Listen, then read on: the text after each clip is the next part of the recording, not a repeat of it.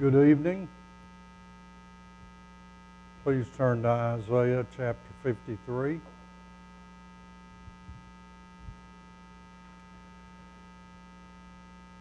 Isaiah chapter 53 has been called the most profound chapter in all of Isaiah.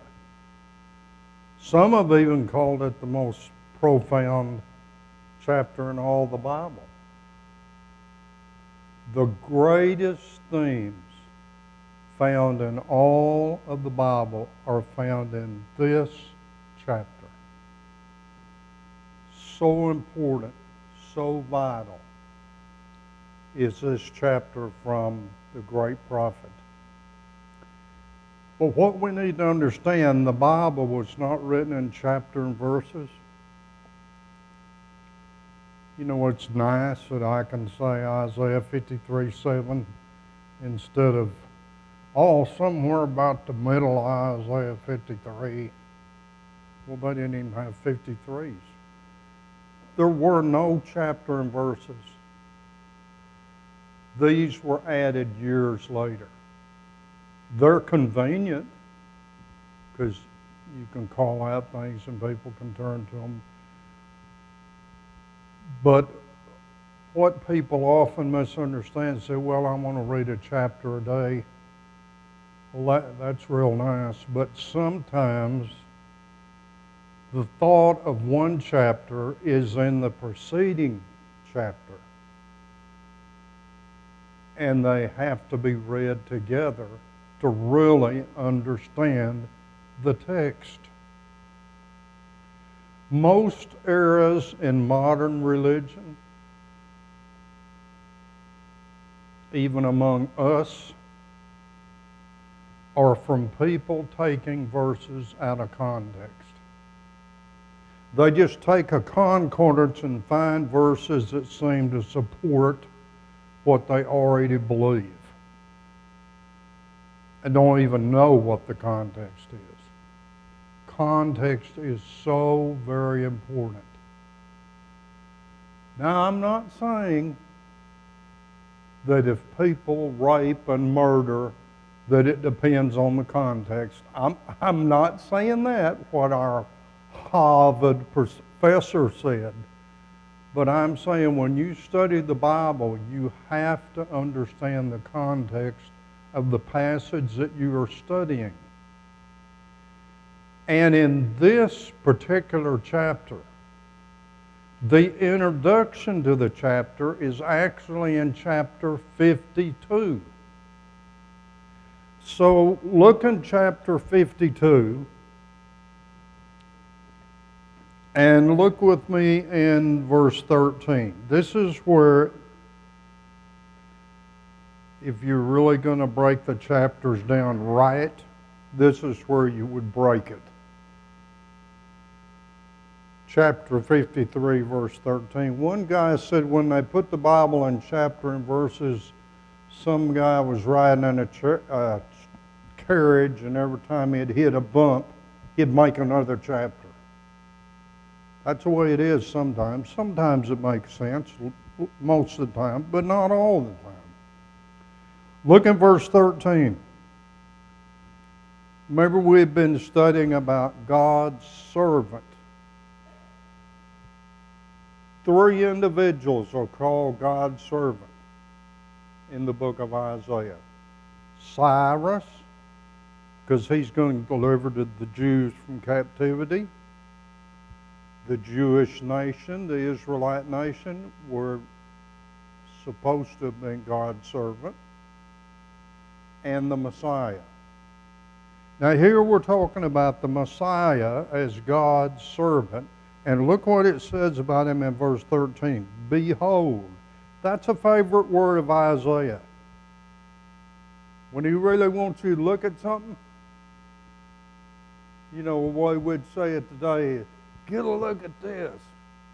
Check this out. Something like that. But Isaiah, when he really wants you to look at something, he'll say, behold. Okay, that's how he begins this context. Behold, my servant shall deal prudently. What does prudently mean?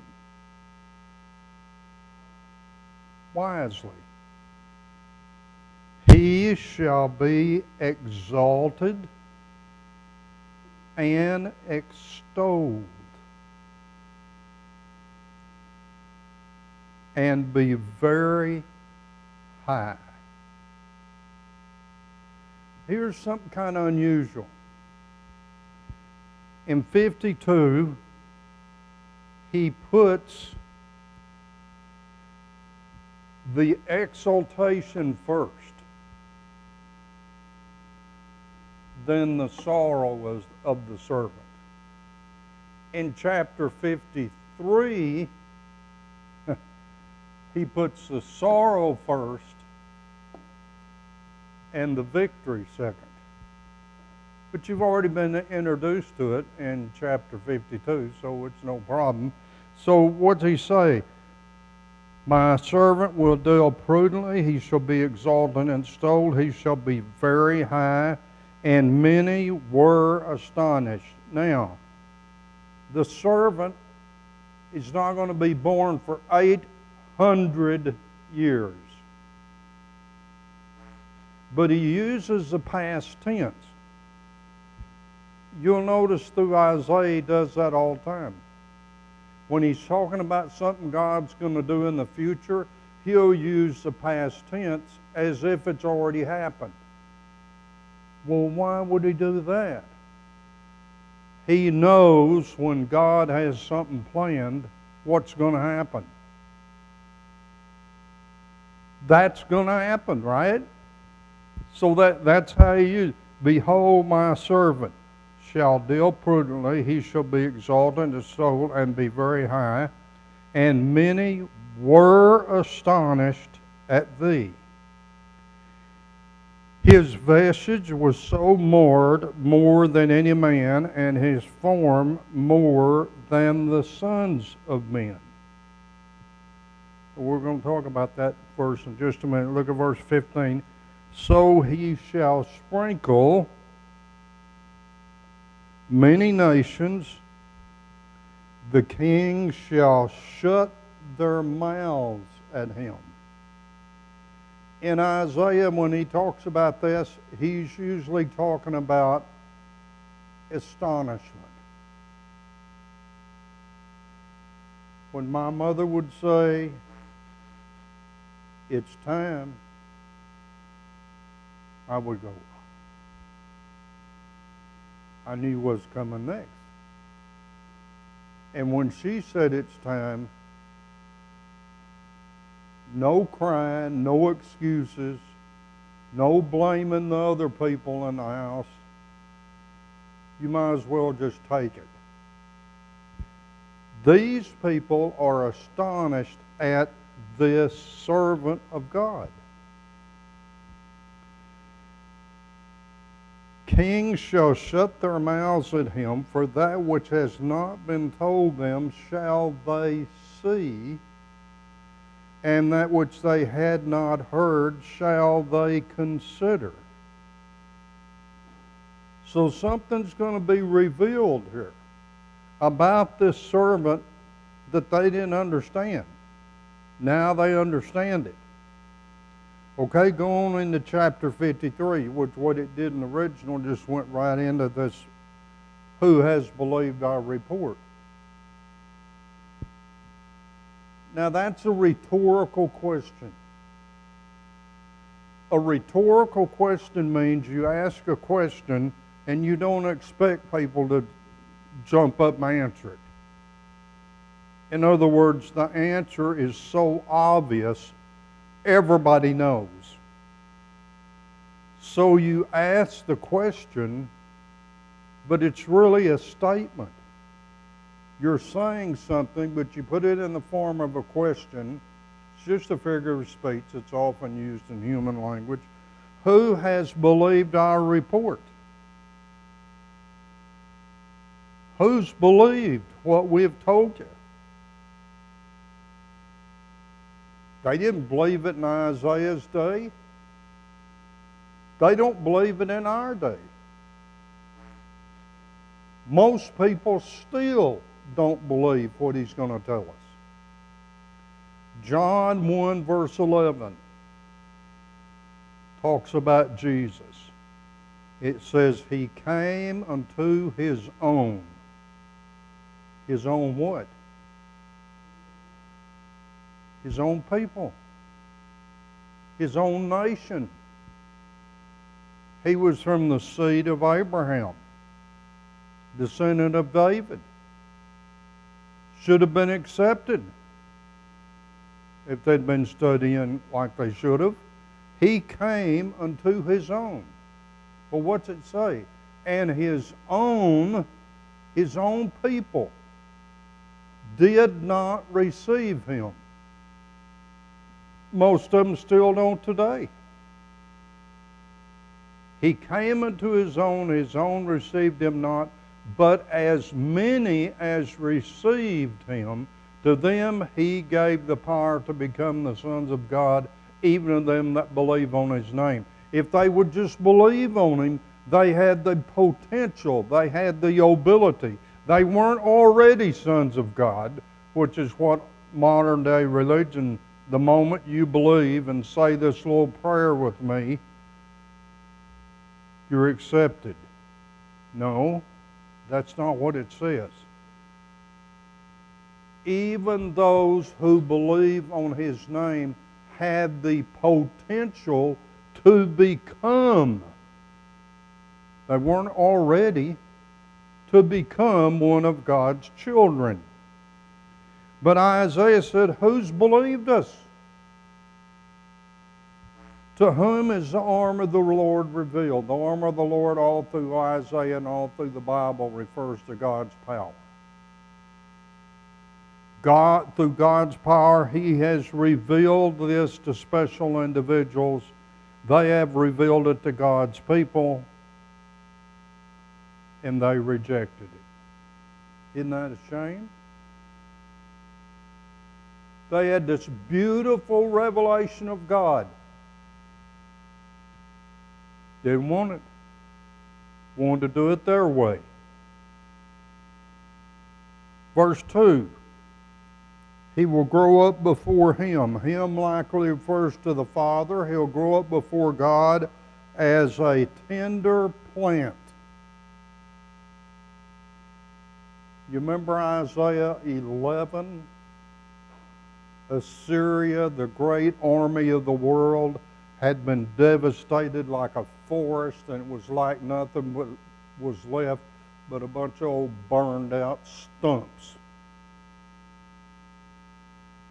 That's the way it often looked with Israel.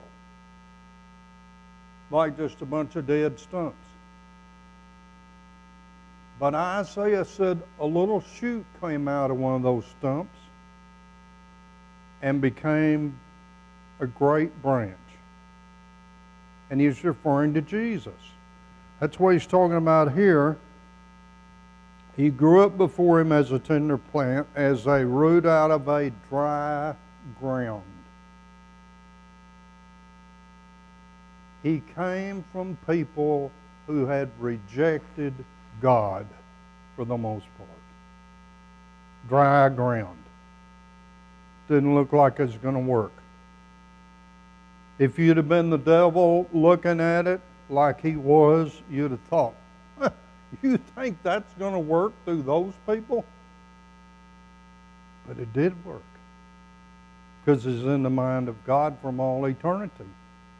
So he came up through like a little plant out of a dry ground. He has no form nor comeliness, and when we see him, there is no beauty that we should desire him. Now this goes back to verse number 14 in chapter 52. He was marred.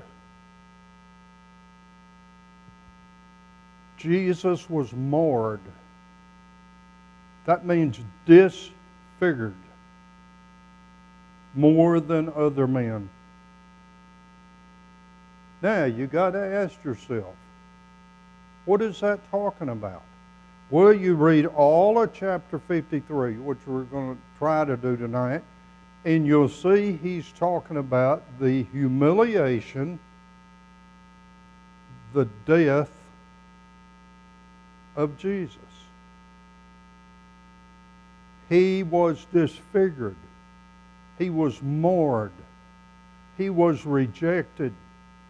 Did you know in the first century, if you were a Roman citizen, you could not be crucified? And you weren't even supposed to be put in jail unless you went through the right procedures if you were a Roman citizen. Now, if you're not a Roman citizen, they can do anything they want to with you, like they did Jesus.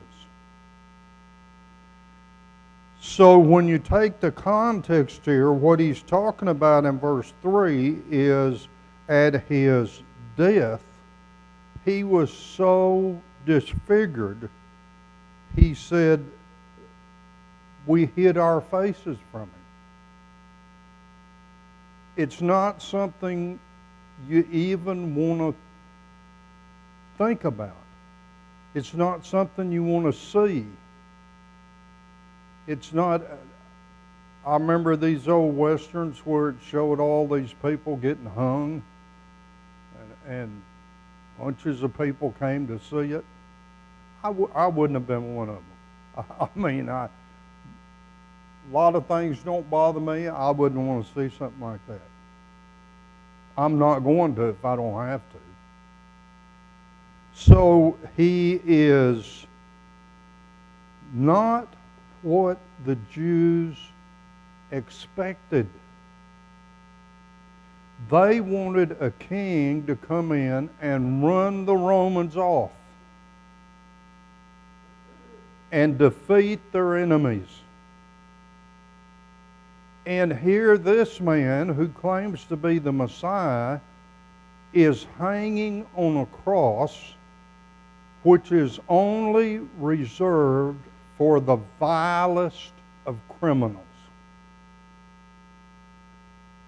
He was scourged with one of those little whips that had little pieces of rock and glass, and they scourged him, and many people died from that. Some historians tell us you could see people's insides when they scourged. They just beat the flesh off of them. Okay, he's been scourged. He's been whipped. He's been up all night going through illegal trials. Now he's carrying his cross to where they're going to put him to death. Nobody in the first century would go around with a little cross on their neck. You see these little people on Fox News, nearly every one of them got a little cross hanging there. You would not do that in the first century. Because in the first century, the cross meant shame, disgust. It was for the vilest of people. And you wouldn't go around saying, hey man, Uncle Jim was crucified Thursday. Man, it was awesome. You would be ashamed. Your entire family would be ashamed of someone who's crucified. So, he's despised. He is rejected. Verse 3. He is a man of sorrows. Now, you think about this. What would Jesus be sorrowful about? He came to this world to save man. And he found man in such a miserable, pitiful condition. And all people wanted to do is just like today. make excuses. Well, if it wasn't for him, if it wasn't for her, if it wasn't for this, if it wasn't for that, if it wasn't for this, if it wasn't for that, I'd have never done that. And people are not accountable in America anymore. Probably it's that way in the whole world. People don't want to be accountable. Jesus came and he found the world in such a pitiful condition. He really cared. It brought him sorrow. He saw people in horrible sicknesses, and he'd say, Jesus had compassion. Now, what that word means in the Greek is it hurt him in his heart to see people like that, to see people having to suffer. And we got to admit, most people suffer because of their sins. Not all the time. You know, that's what they thought about Job, and they were completely out of the ballpark. But a lot of times we suffer because of what we do, because of our own sins. He was a man who was acquainted with sorrow. We hid, as it were, our faces from him. He was despised.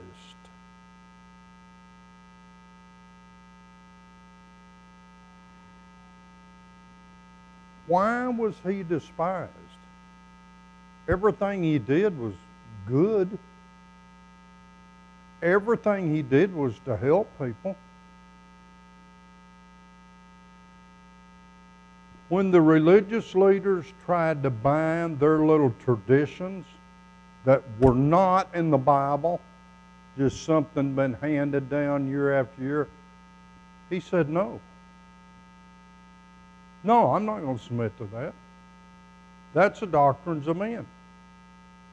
In Matthew 15:9, he says, if you teach the doctrines of men, your worship is useless. Okay, when that's all they had, that's all they cared about was their little stupid traditions, and he just wouldn't submit to them. He called out sin. He called out things just like they were, not like people wanted them to be. And so they hated him. And they said, finally they said, he's got to die.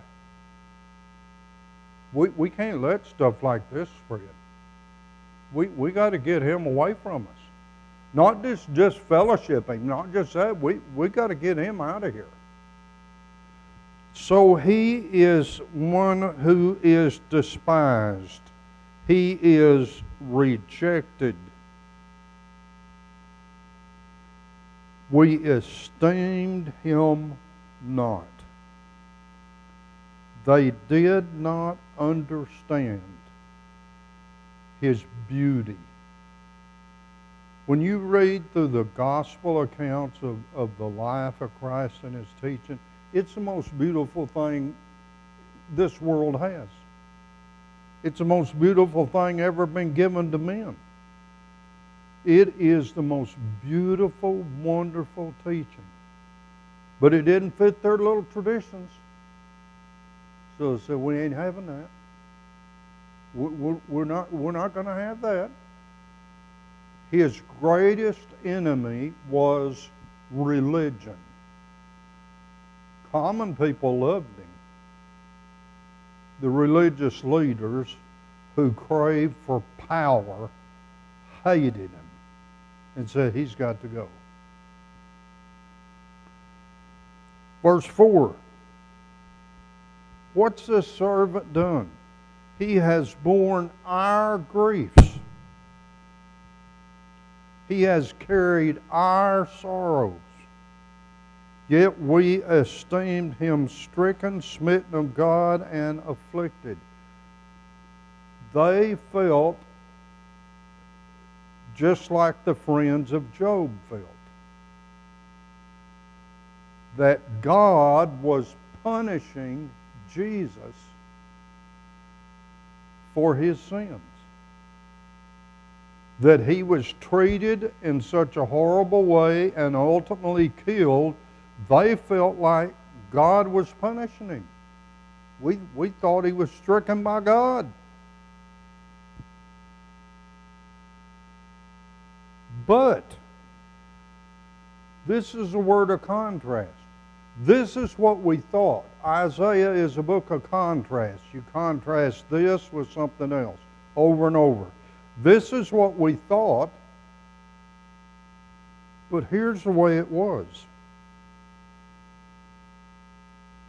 He has borne our griefs and carried our sorrows. We did esteem him stricken, smitten of God, but he was wounded for our transgressions. He was not wounded for his own transgressions. Some say this Hebrew word could be translated pierced. Jesus Christ was wounded for what I did, what you have done, what mankind has done. Not for his own sins. Our sins put him on that cross. Not his own sins. He was wounded for our transgressions. He was bruised for our iniquities. The chastisement, that means punishment. The punishment of our peace was upon him. Through his punishment, taking our sins upon himself, taking the punishment we all deserve. That's how we have peace with God. There is no other way to have peace with God. Everybody's got all these ways. You've seen this guy lately, you need peace with God? Comes on about every 15 minutes on mine. I just finally got to where I turn the volume off. I can quote him. Peace comes through what he did for us. Because of him taking my punishment, I can have peace. And this is what Isaiah wants them to see. With his stripes, we are healed. By his punishment,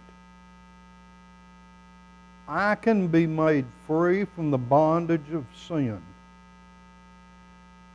And when you talk about the bondage of sin, you're talking about guilt.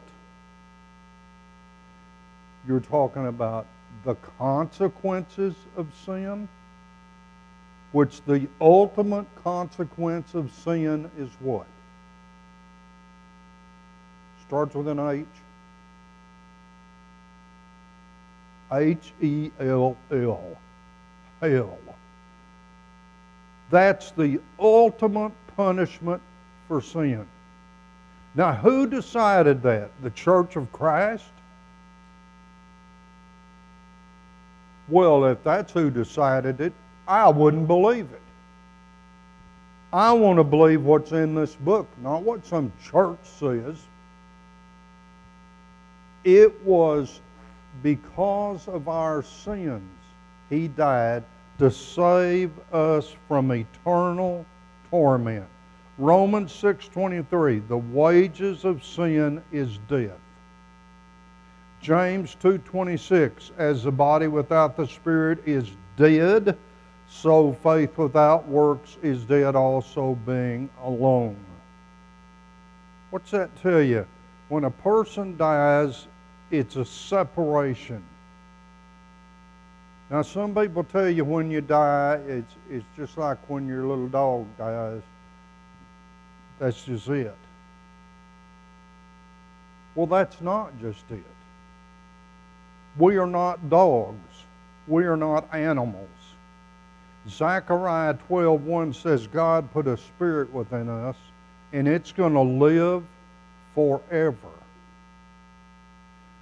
So what is hell? Hell is separation, not annihilation.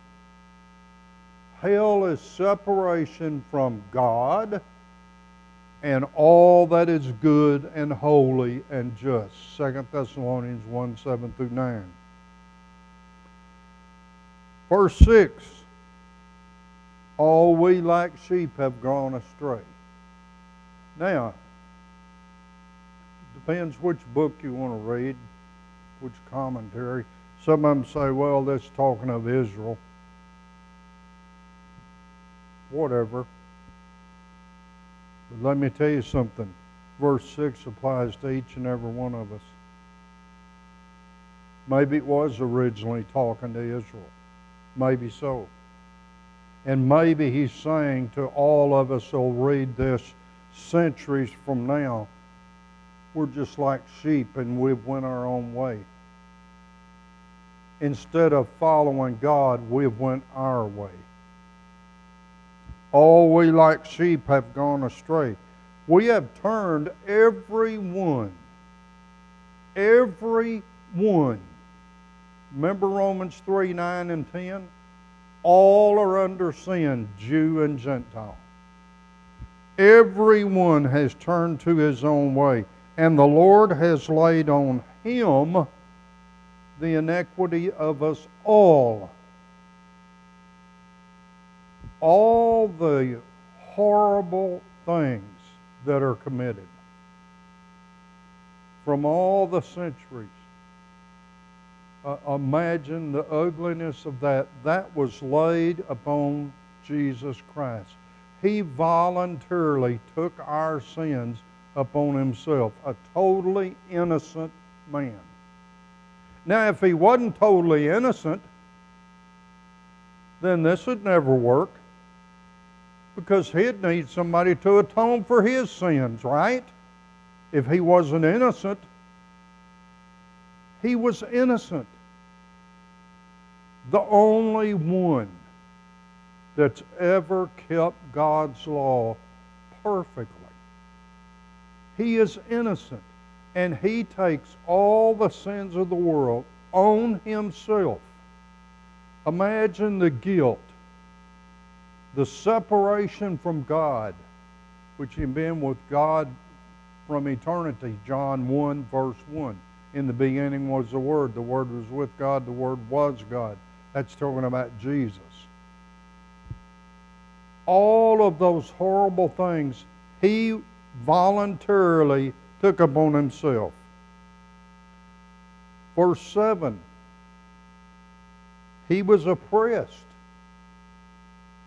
He was afflicted, yet he opened not his mouth. He is brought as a lamb to the slaughter. As a sheep before his shearers is dumb, so he opened not his mouth. Remember in Matthew 27, verse 14, when Jesus was on trial for his life? How many defense attorneys did they give to Jesus? How many do you think Trump's got? Probably more than in this room. How many do you think Jesus had? How many people stood up and defended Jesus? The apostles all ran away like little scared babies. He had no defense. And so when it came time for his defense, you know what he said? Nothing. He knew his time had come. He knew it was time for him to offer himself for the sins of the world. What good would it do to say anything? He didn't say anything. And then when he went to Pilate, Pilate says, don't you know I have the authority to crucify you?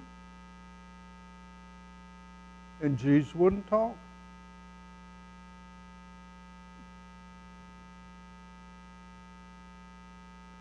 When he was reviled, he reviled not again.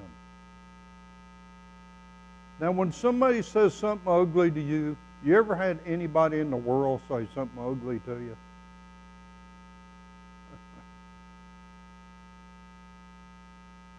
What's the normal response? You say something back. And you try to think of something more ugly than what they said. And then when you do that, then they got to think of something more ugly than what you just said. And this goes on in families, this goes on among church members, this goes on among all people. When somebody reviles us, well, I tell you what, they ain't going to say that to me. They'll wish they never said that. One time somebody said something real ugly to my dad. I said, what are you going to do? He said, wait. A month later, I saw him burn this guy's house down. There wasn't anybody in it right then. He burned it to the ground. Now, that was my daddy. People can get mean. Jesus was treated mean, and he never responded back in the same manner. And here's what people say. Well, you should have heard what they said to me. That makes it okay. If they said something really bad to you, then that makes it okay to get them. That makes it, that's justified. Anybody would do that. Jesus didn't. He opened not his mouth. He was taken from prison, from judgment. Who shall declare his generation? He was cut out of the land of the living. Verse 8, for the transgression of my people he was stricken. His trial was illegal. Everything about it was illegal. You read his trial. If you think Trump's is the biggest sham I've ever seen in my life, if you think that's something, you look at the trial of Jesus. You talk about a sham, a kangaroo court. It was already determined. They'd already said, somebody's got to die for the people. And the high priest meant you. They'd already decided he's going to die. So, verse 9. Verse 9 begins a new section. Now, we've been talking about his sorrows. Now we begin how he is triumphant. How is he triumphant? Yet it pleased the Lord to bruise him. You mean God was happy that Jesus was crucified? Oh, give me a break. Of course not.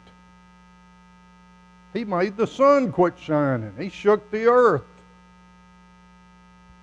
What he was happy about was that Jesus fulfilled the plan of God to save you and me from sins.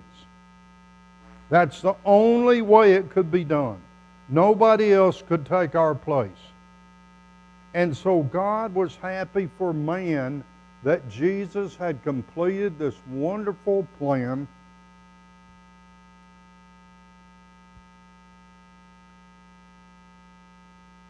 It pleased the Lord to bruise him. He hath put him to grief. He allowed it. He allowed it. Jesus offered himself for the sins of the world. Jesus said, nobody takes my life from me. I lay it down of myself. This power have I received from my Father to lay it down, take it up again. He laid it down.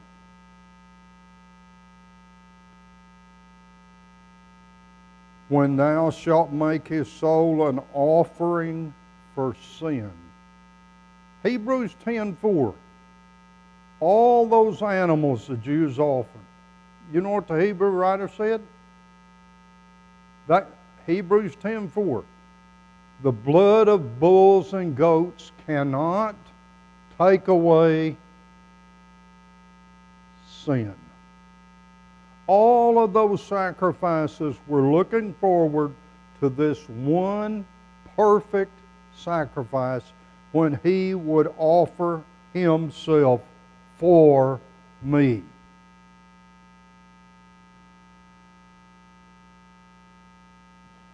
We'll take up in verse 10 next time. Thank you.